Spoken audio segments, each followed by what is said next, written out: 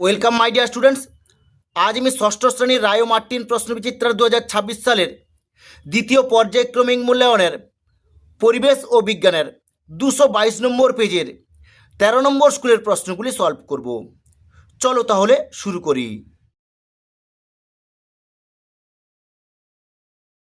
Class 6-এর রায় ও Martin প্রশ্নবিচিত্রা 2026 সালের দ্বিতীয় পর্যায়ক্রমিক মূল্যায়নের পরিবেশ ও বিজ্ঞানের 222 নম্বর পেজের 13 নম্বর স্কুলের একের দিকেছে সঠিক উত্তরটি নির্বাচন করে পূর্ণবাক্যে উত্তর দাও। একের দাগ, যেটি আগ্নেয়শিলা তা হলো, এর উত্তরটা হবে ডি গ্রানাইট। দুইয়ের দাগ, হিমাটাইট যে ধাতুর আকরিক তা হলো, এর উত্তরটা হবে সি। তিনের দাগ, বস্তুর দৈর্ঘ্য মাপার একক হলো, এর উত্তরটা হবে ডি মিটার। চারের দাগ, আয়তন পরিমাপের একক হলো, এর উত্তরটা হবে ডি ঘন সেন্টিমিটার। পাঁচের দাগ, বস্তুর উচ্চতা মাপার একক হলো, এর উত্তরটা হবে ডি মিটার। ছয়ের দাগ, লিন্ডেম্যানের সূত্রানুসারে প্রত্যেক ট্রপিক স্তরে যত শতাংশ শক্তি পরবর্তী স্তরে প্রবেশ করে তা হলো, এর উত্তরটা হবে ডি। দুইয়ের দাগ, শূন্যস্থান পূরণ করে বাক্যটি লেখো। একের দাগ, হৃৎপিণ্ডের ওপরের ডান দিকে কুঠুরির নাম ড্যাশ, এর উত্তরটা হবে ডান অলিন্দ। দুইয়ের দাগ, একটি ফুসফুসে প্রায় 10 কোটি ড্যাশ থাকে, এর উত্তরটা হবে বায়ুথলি থাকে। তিনের দাগ, জীবাশ্ম ড্যাশ শিলাই দেখা যায়, এর উত্তরটা হবে পাললিক শিলাই দেখা যায়। চারের দাগ, উদ্ভিদের বৃদ্ধি পরিমাপ করা যায় ড্যাশ যন্ত্রের সাহায্যে, এর উত্তরটা হবে অক্সানোমিটার যন্ত্রের সাহায্যে। পাঁচের দাগ, এসআইতে বলের একক ড্যাশ, এর উত্তরটা হবে নিউটন। ছয়ের দাগ, সাব ড্যাশ শ্রেণীর খাদক, এর উত্তরটা হবে তৃতীয় শ্রেণীর খাদক। তিনের দাগ, নিচের প্রশ্নগুলির পূর্ণবাক্যে উত্তর দাও।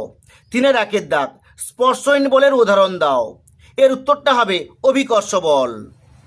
দুইয়ের দাগ, ক্ষেত্রফল বেশি হলে চাপ বাড়ে না কমে, এর উত্তরটা হবে চাপ কমে। তিনের দাগ, দুটি অনবীকরণযোগ্য শক্তি উৎসের নাম লেখো, এর উত্তরটা হবে কয়লা, পেট্রোলিয়াম। চারের দাগ, আমাদের শরীরে টেন্ডন কি কাজ করে? এই প্রশ্নের উত্তরটি তোমাদের পাঠ্য বইয়ের 121 নম্বর পেজে তোমরা এখান থেকে এইটুকু লিখে নেবে। পাঁচের দাগ, রক্তের প্রধান অংশ দুটি কি কি? এর উত্তরটা হবে রক্তরস বা প্লাজমা এবং রক্তকণিকা। ছয়ের দাগ, সিএনজি এর মূল উপাদানের নাম কি? এর উত্তরটা হবে মিথেন। সাতের দাগ, ম্যাগমা কাকে বলে? এই প্রশ্নের উত্তরটি তোমাদের পাঠ্য বইয়ের 55 নম্বর পেজে তোমরা এখান থেকে এইটুকু লিখে নেবে। চারের দাগ, যে কোনো 7টি প্রশ্নের উত্তর দাও। একের দাগ, সিস্টোল ও ডায়াস্টোল কাকে বলে? এই প্রশ্নের উত্তরটি তোমাদের পরিবেশ ও বিজ্ঞান সহায়িকা রায় ও মার্টিনের 262 নম্বর পেজের এখানে দেখো লেখা আছে একের দাগে সিস্টোল কি, তোমরা এখান থেকে এইটুকু লিখে নেবে। দুইয়ের দাগে লেখা আছে দেখো ডায়াস্টোল কি, তোমরা এখান থেকে এইটুকু লিখে নেবে। দুইয়ের দাগ, চিরাচরিত শক্তির তুলনায় অচিরাচরিত শক্তি গুরুত্বপূর্ণ কেন?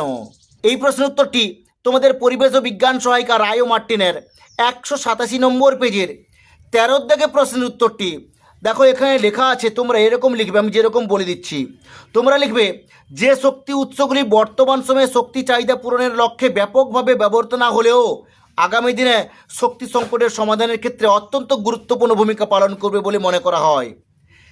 এটা হচ্ছে কি অচিরাচরিত শক্তি, তাই অচিরাচরিত শক্তি খুবই গুরুত্বপূর্ণ। আমি যেরকম বলে দিলাম সেরকম তোমরা লিখে নেবে। তিনের দাগ, বলের সংজ্ঞা দাও। এই প্রশ্নের উত্তরটি তোমাদের পাঠ্য বইয়ের 82 নম্বর পেজে তোমরা এখান থেকে এইটুকু লিখে নেবে। চারের দাগ, নদীর বাঁধের তলদেশ চওড়া করা হয় কেন?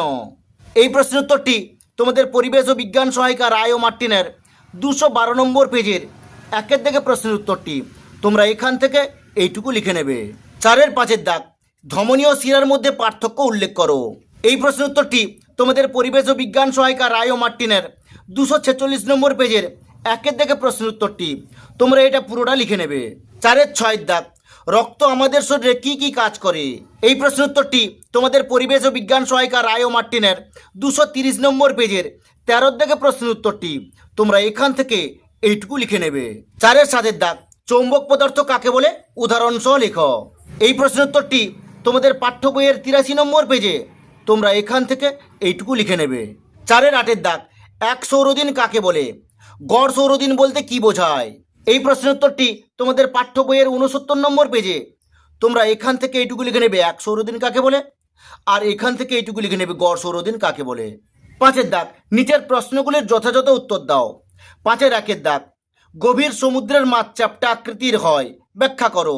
এই প্রশ্নের উত্তরটি তোমাদের পরিবেশ ও বিজ্ঞান সহায়িকা রায় ও মার্টিনের 213 নম্বর পেজের 2-এর দিকে প্রশ্নের উত্তরটি তোমরা এখান থেকে এইটুকু লিখে নেবে। 5-এর 2-এর দাগ, খাদ্য শৃঙ্খল কাকে বলে? উদ্ভিদকে উৎপাদক বলা হয় কেন? এই প্রশ্নের উত্তরটি তোমাদের পাঠ্য বইয়ের 93 নম্বর পেজে। তোমরা এখান থেকে এইটুকু লিখে নেবে খাদ্য শৃঙ্খল কাকে বলে। পরের প্রশ্ন, উদ্ভিদকে উৎপাদক বলা হয় কেন? এই প্রশ্নের উত্তরটি তোমাদের পাঠ্য বইয়ের 92 নম্বর পেজে। তোমরা এখান থেকে এইটুকু লিখে নেবে। 5-এর 3-এর দাগ, ঘর্ষণের ফলে বস্তুর ক্ষয় হয়, দুটি উদাহরণের সাহায্যে বুঝিয়ে দাও। এই প্রশ্নের উত্তরটি তোমাদের পাঠ্য বইয়ের 98 নম্বর পেজে। তোমরা এখান থেকে এইটুকু লিখবে, আমি যেরকম বলে দিয়েছি সেরকম লিখবে। ইরেজার একটা নরম রবার মাত্র, পেন্সিলের দাগ মোছার সময় এখানে তুমি কথাটা লিখবে না, ইরেজারটা নিয়ে খাতার উপর ঘষা হয়, ফলে ঘর্ষণের ফলে বস্তুর ক্ষয় হয়ে যায়, এটা একটা লিখবে। আর একটা উদাহরণ তোমরা লিখবে, এখান থেকে এইটুকু লিখে নেবে। মোট এই একটা উদাহরণ লিখবে আর এই একটা উদাহরণ লিখবে, মোট এই দুটো উদাহরণ তোমরা লিখে নেবে। 5-এর 4-এর দাগ, অভিকর্ষ বল বলতে কি বোঝায়? এই প্রশ্নের উত্তরটি তোমাদের পাঠ্য বইয়ের 83 নম্বর পেজে। তোমরা এখান থেকে এইটুকু লিখে নেবে।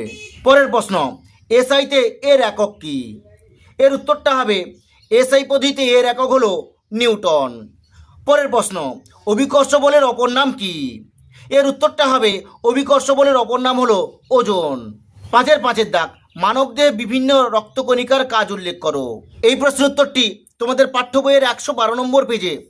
তোমরা লোহিত রক্তকণিকার কাজটা তোমরা এখান থেকে এইটুকু লিখে নেবে, শ্বেত রক্তকণিকার কাজটা তোমরা এখান থেকে এইটুকু লিখে নেবে, আর অনুচক্রিকার কাজটা তোমরা এখান থেকে এইটুকু লিখে নেবে। 5-এর 6-এর দাগ, মৌলিক রাশি ও লব্ধ রাশি কাকে বলে? এই প্রশ্নের উত্তরটি তোমাদের পাঠ্য বইয়ের 64 নম্বর পেজে। তোমরা এখান থেকে এইটুকু লিখে নেবে মৌলিক রাশি বা প্রাথমিক রাশি, আর এখান থেকে এইটুকু লিখবে লব্ধ রাশি। পরের প্রশ্ন, বার্নৌলির নীতিটি লেখো। এই প্রশ্নের উত্তরটি তোমাদের পাঠ্য বইয়ের 104 নম্বর পেজে। তোমরা এখান থেকে 105 নম্বর পেজ এতদূর পর্যন্ত লিখে নেবে। 5-এর 7-এর দাগ, ফসিল কিভাবে গঠিত হয়? একটি ফসিল ফুয়েলের উদাহরণ দাও। এই প্রশ্নের উত্তরটি তোমাদের পাঠ্য বইয়ের 59 নম্বর পেজে। তোমরা এখান থেকে এইটুকু লিখবে ফসিল কিভাবে গঠিত হয়। পরের প্রশ্ন, একটি ফসিল ফুয়েলের উদাহরণ দাও। এর উত্তরটা হবে কয়লা। ঠিক আছে, আজ এই পর্যন্ত। নেক্সট ভিডিওতে আমি 14 নম্বর স্কুলের প্রশ্নগুলি সলভ করব।